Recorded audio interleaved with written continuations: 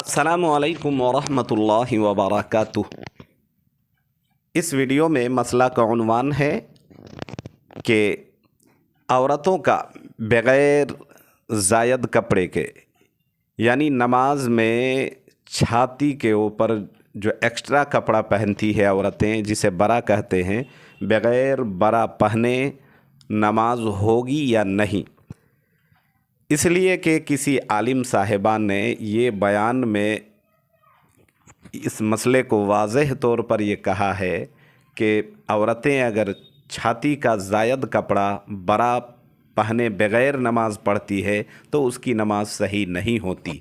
अज़रूए शरा इसका क्या हुक्म है, कुरान और सुन्नत के हवाले से इसको साबित कीजिए, बताइए।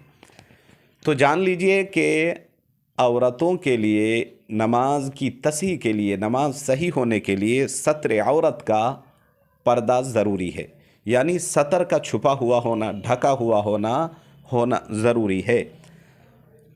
चेहरा, हथेलियाँ और दोनों कदम के अलावा नमाज में औरतों के लिए ज़रूरी है कि सर से लेकर पैर तक पूरी तरह जो है ना ढका हुआ, औरत छुपा हुआ हो, पूरे पर्दे में हो।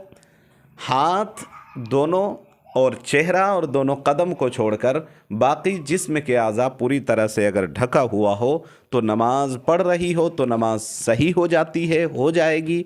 उसके लिए एक्स्ट्रा कपड़ा जो सीना बंद जिसको बोलते हैं, या सीने या छाती का ज़ायद कपड़ा या बरा कहते हैं, उसका पहनना ज़रूरी नहीं है। बग़ैर बरा पहने पूरी तरह से अगर औरत बापर्दा है, पूरे पर्दे में है, पूरे बदन ढका हुआ है, छिपा हुआ है और नमाज़ पढ़ रही है तो बग़ैर बरा के भी नमाज हो जाती है।